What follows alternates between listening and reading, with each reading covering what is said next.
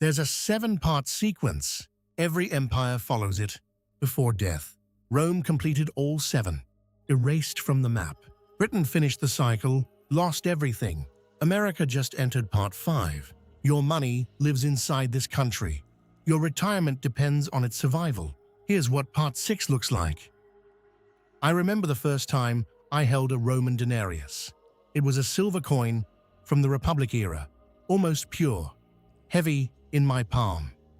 It felt cold, honest, and final. There was no debt attached to it. It was value, crystallized in metal. Then I held a denarius from the late Empire, a copper slug, washed in a thin, pathetic film of silver that had long since rubbed away. It felt light. It felt like a lie. And in that moment, standing in the quiet dust of a museum archive, I didn't see ancient history. I saw the dollar bill in my own wallet. I saw the digital numbers in my bank account. I realized that I was holding the exact same lie, just printed on cotton linen blend instead of stamped on copper.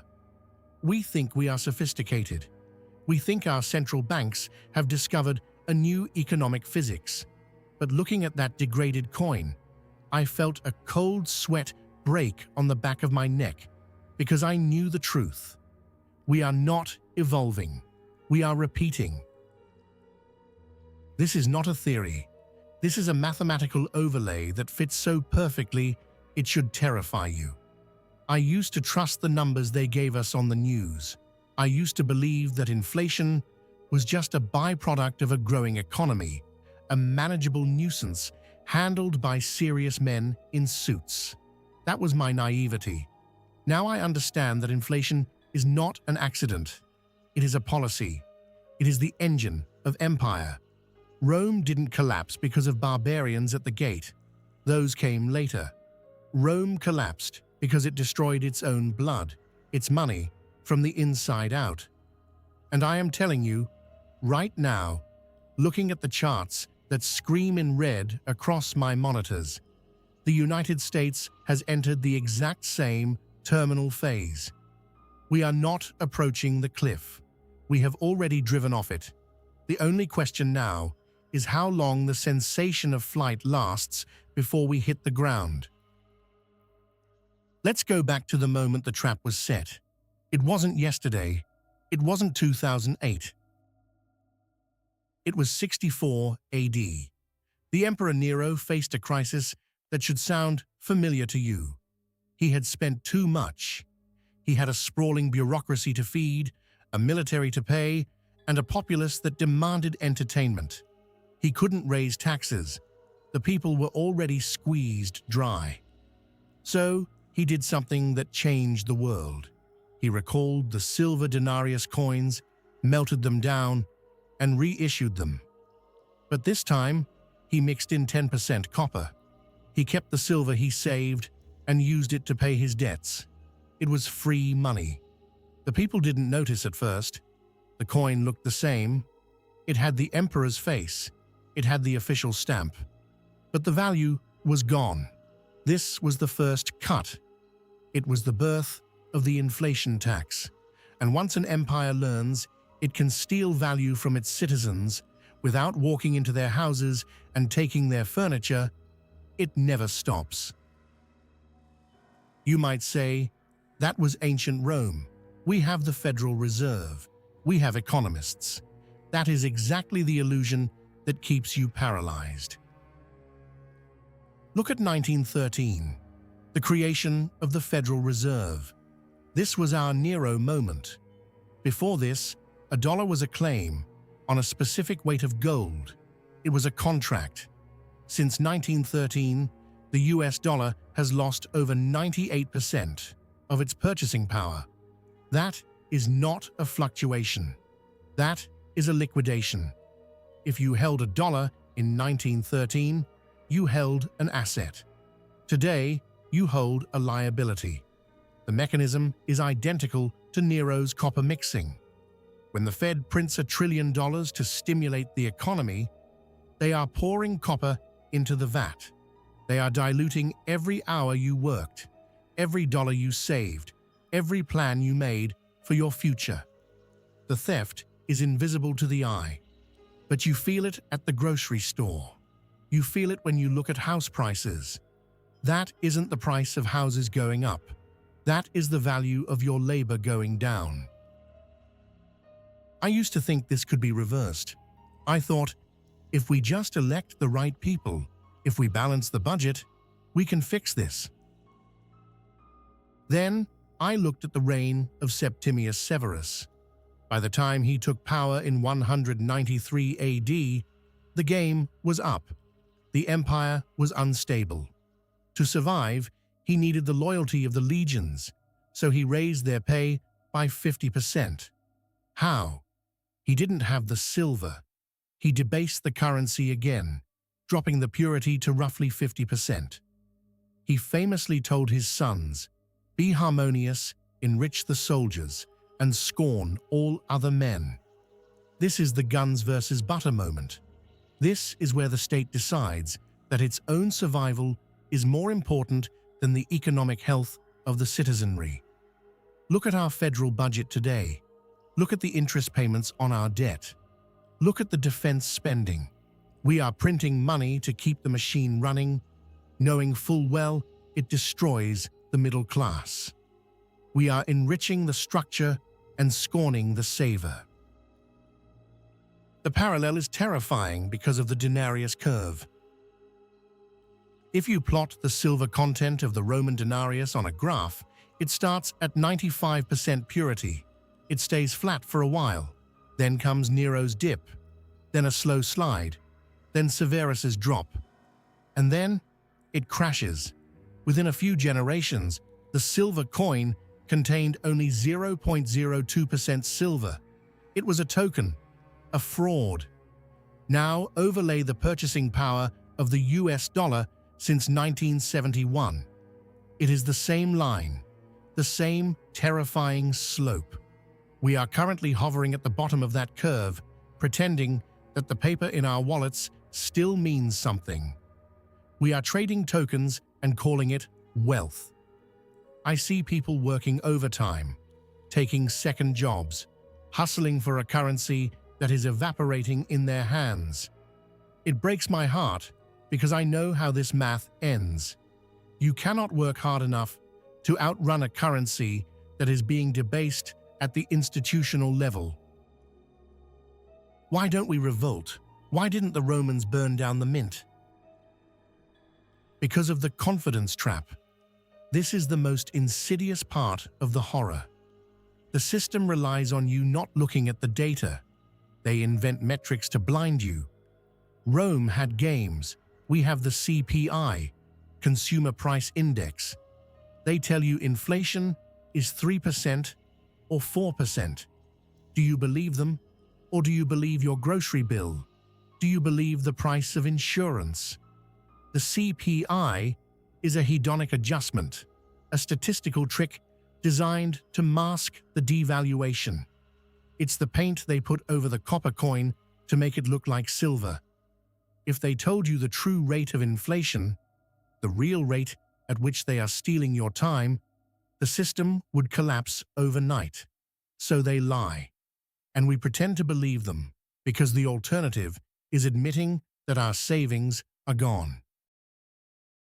I stood there in the museum, looking at that worthless copper slug from the 3rd century, and I felt a wave of nausea. That coin was once the salary of a soldier. It was the life savings of a merchant. It was the dowry of a bride. And in the end, it bought nothing. The people who held it lost everything. The people who traded it for land, for gold, for tools, they survived. We are in the late stages of the same cycle. The proximity of this disaster is not measured in years anymore. It is measured in policy decisions. Every time the Fed announces quantitative easing, they are Nero. Every time Congress passes a deficit spending bill, they are Severus. The pattern is not like Rome. It is Rome. The technology has changed, the speed has increased, but the mechanism of theft remains exactly the same. You have to ask yourself a question that might keep you up tonight, just as it keeps me up. When you look at the dollar in your pocket, do you see money, or do you see a claim check on a bankrupt empire? Because history tells us that once the purity drops this low, it never goes back up. The trap is sprung, the doors are locked, and the room is filling with water. Do you still think this time is different? I used to think the system was broken. That was my mistake. The system isn't broken, it's working exactly as designed. The machine isn't malfunctioning when it shreds your purchasing power. That is its primary function. Once I stopped looking for errors and started looking for intent, the horror of our situation finally came into focus. We are trapped in a mechanism of dilution so perfect, so mathematically precise, that it makes the Roman method look clumsy. Rome had to physically collect coins, melt them down, mix in base metals, and re-stamp them. It was slow. It was labor-intensive. There was a limit to how fast they could steal. We have removed the friction of the physical world. The modern engine of dilution is digital, instant, and infinite. And the moment the safety catch was removed, the moment we guaranteed the death spiral, was August 15th, 1971, the Nixon shock.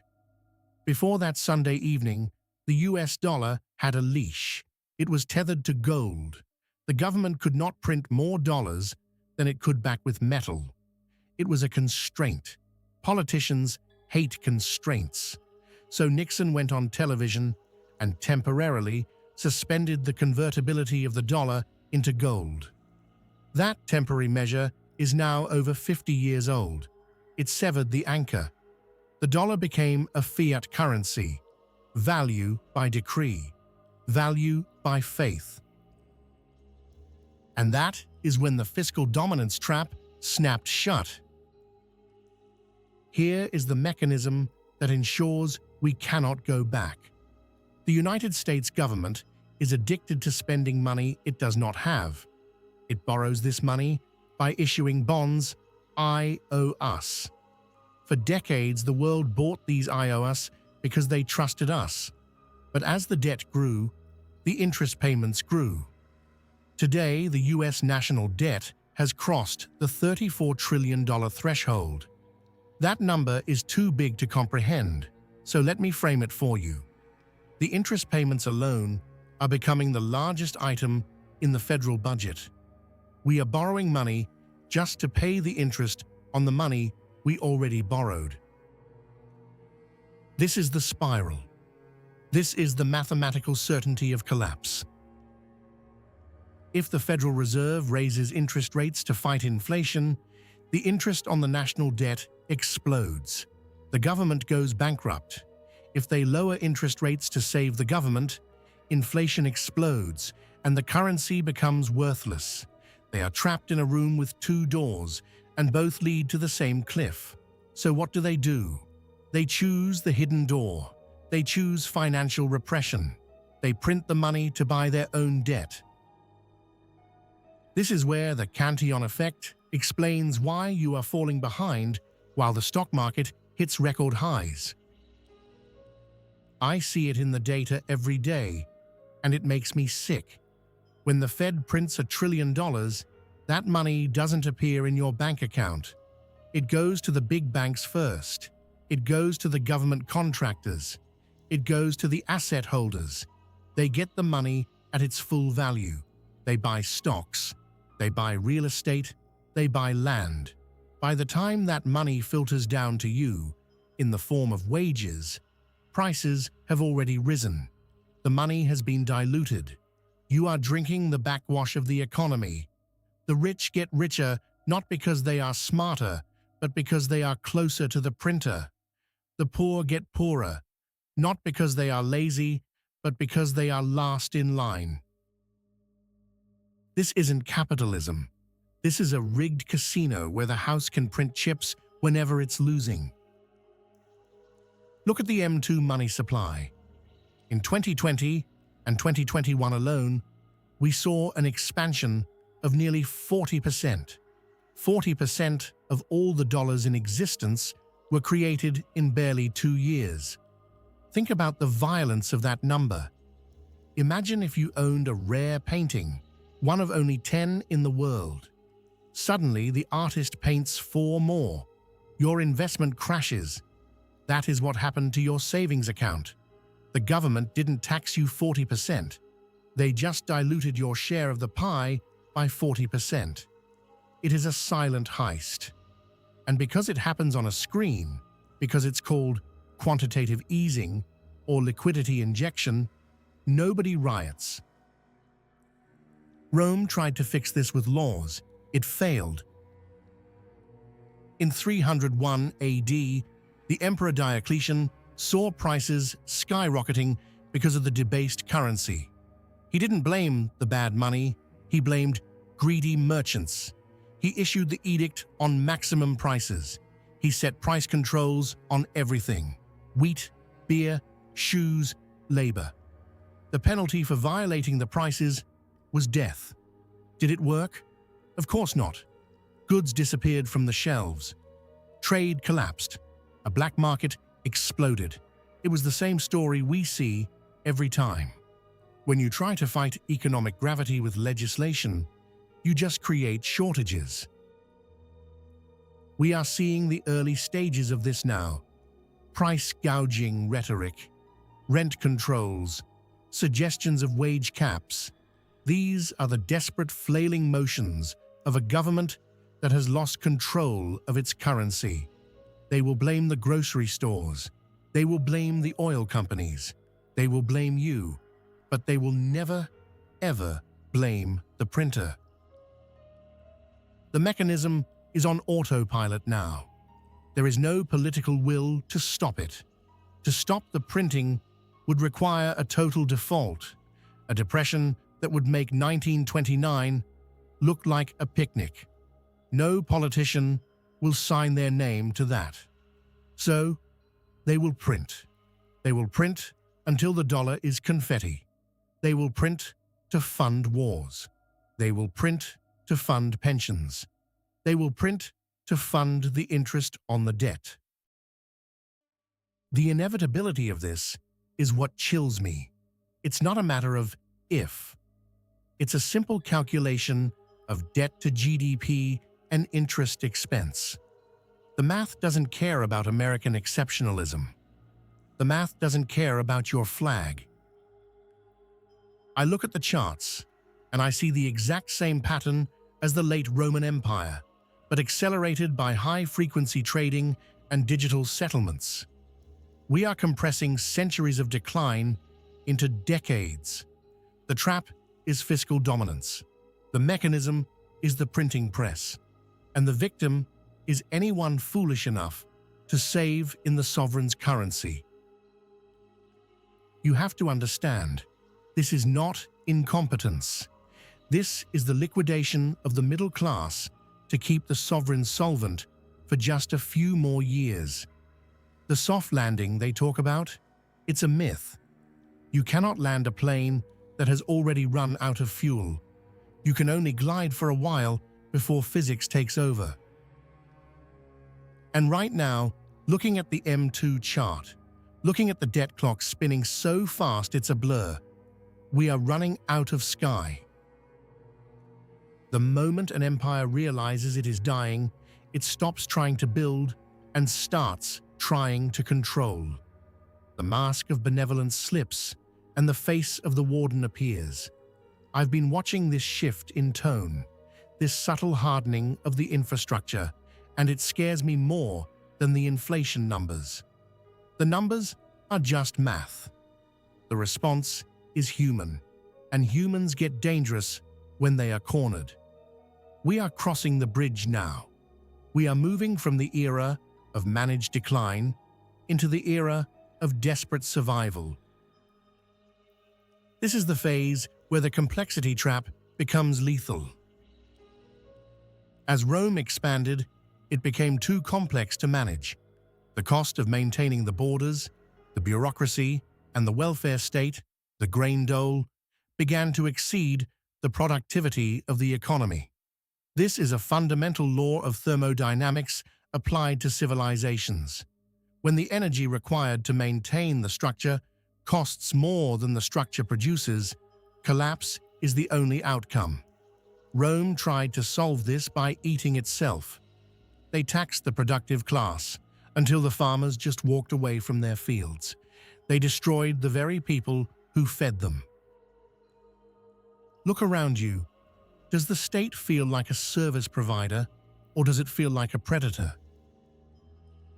Are monitoring $600 transactions on Venmo are monitoring $600 transactions on Venmo. Why? Because the empire is starving. The tax farmers of ancient Rome were reviled because they squeezed blood from stones to meet their quotas. We have digitized the tax farmer. We have automated the extraction. The desperation is palpable. The state knows the debt cannot be paid, so it must extract every last drop of liquidity from the citizens to keep the lights on for one more fiscal quarter. And just like Rome, we are seeing the crossover point that signals the end. There is a specific moment in the autopsy of an empire where the cost of debt service exceeds the cost of defense. We are there. We are now spending more on interest payments than we are on the military. Think about what that means. We are paying more to the bondholders of the past than we are to the defenders of the future. A nation that spends more on its past sins than its future security is a nation that has already surrendered. It is a zombie state, shambling forward on momentum alone. This weakness does not go unnoticed. The wolves are circling. In the 3rd century, the Roman borders began to buckle. The Goths, the Persians, the Alemanni, they smelled the rot. They knew the legions were unpaid and the silver was fake. Today we see the rise of the BRICS alliance. Brazil, Russia, India, China, South Africa. They are building a parallel system. They are hoarding gold. They are trading in local currencies. They are openly challenging the dollar's hegemony. This isn't just geopolitical posturing. This is a vote of no confidence. The world is looking at the US balance sheet and saying, "We don't want your debt anymore." When the world stops buying our debt, the game ends. The printer has to run at hyperspeed just to cover the gap. That is when the hyperinflation kicks in. That is when the internal repression ramps up. I think about Caracalla's citizenship decree in 212 AD. It sounds generous.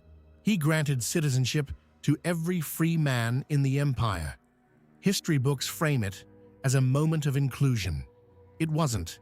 It was a desperate tax grab. Only citizens paid inheritance tax. By making everyone a citizen, he expanded the tax base. He didn't care about their rights. He cared about their wallets. We see the same cynical maneuvers today. The sudden shifts in policy, the redefining of terms, the changing of the rules in the middle of the game. They tell you it's for safety or equity. It's not. It's for liquidity. The state is hunting for capital. And if your capital is in their system, it is their prey. The social contract is breaking. You can feel it in the air. The trust is gone. Rome suffered the crisis of the 3rd century, a 50-year period of anarchy, civil war, and economic collapse. The trade routes broke down because the currency was worthless. People stopped producing for the market and started producing only for survival. Society localized. It fragmented. We are seeing the early cracks of this fragmentation, the polarization, the loss of faith in institutions, the sense that there are two sets of rules, one for the elite and one for the rest. This isn't just political noise. It is the sound of a unifying myth dissolving. The dollar was the myth that held us together. It was the promise that hard work equaled value. When that promise is broken, the society built on it fractures. I used to believe that we could turn the ship around. I don't believe that anymore. The momentum is too great. The structural contradictions are too deep. We are past the point of no return. The bridge has been burned behind us. The question is no longer, how do we fix the system? The question is, how do I survive the transition? Because the state will not save you. The state is the one drowning, and it will pull you under to keep its head above water for one more second. They will freeze accounts. They will implement capital controls. They will mandate digital currencies that they can turn off if you dissent. This is the toolkit of a dying regime. Rome did it with swords and edicts. We will do it with algorithms and executive orders. The feeling in my gut is the same feeling a Roman merchant must have had when he realized his coins were rejected at the market. A cold, hollow realization that the rules have changed and he is holding the wrong assets. The chaos we are seeing, the political strife, the international tension, the economic anxiety, it is all downstream of the broken money. The money is the signal, and the signal is jammed. We are flying blind into a mountain, and the pilots are arguing over who gets the parachute. I keep a small gold coin on my desk. It's not rare, it's not a collector's item, it's just an ounce of metal. But sometimes, when the screens are flashing red and the headlines are screaming about the latest trillion-dollar package, I pick it up. It feels heavy, dense, real. It reminds me that while empires fall, value survives. The Roman denarius is gone. The Weimar mark is kindling. The Zimbabwean dollar is a joke. But the gold that a Roman soldier might have hidden in the floorboards of his villa in 476 AD, it will still buy you a suit, a meal, and a horse today. That is the only permanence we have. We have reached the end of the line. This is the liquidation phase. This is the cognitive lock I need you to engage. The US dollar is not money. It is a debt instrument of a failing empire. Every dollar you hold is a bet that the United States government will remain solvent and responsible. Do you still want to take that bet? The final trap is the fiat trap. It is the illusion that you can exit the system using the system. You can't. You cannot save in dollars to protect yourself from the collapse of the dollar. That is like trying to stay dry by drinking ocean water. The more you save in fiat, the more value they steal from you. The only exit is to leave the burning building entirely. I'm not telling you to become a survivalist in a bunker. I'm telling you to become a historian with your wallet. Rome didn't end with a bang. 476 AD was a whimper. The last emperor, Romulus Augustulus, was just deposed. The lights didn't go out all at once. They dimmed, flickered, and faded over decades. The people who kept their wealth in imperial promises lost everything. The people who owned land, who owned productive assets, who owned gold, they became the new nobility of the feudal age. The wealth didn't disappear, it transferred. It transferred from the believers to the realists. We are entering feudalism 2.0. Look at the housing market. BlackRock and Vanguard are buying up neighborhoods. Why? Because they know the dollar is dying. They are trading paper for soil. They are exiting the currency to own the asset. They are positioning themselves to be the lords of the new era, renting your own life back to you in a currency they control. If you are sitting in cash, waiting for a crash to buy in, you are missing the point. The crash is happening upwards. In nominal terms, prices will go to the moon. In real terms, your standard of living is crashing into the earth. This is the hyperinflationary psychology shift. It happens when the public realizes the game is rigged. It's the moment you buy a bag of rice not because you are hungry, but because you know it will be twice as expensive next week. When that shift happens, and it happens overnight, the velocity of money explodes. People refuse to hold the hot potato, and the system incinerates. We are roughly 50 years into this fiat experiment. The average lifespan of a fiat currency is about 27 years. The average lifespan of a global reserve currency is about 94 years. We are living on borrowed time. The dollar standard is an aberration in history, not the norm. We are reverting to the mean. And the mean is hard assets.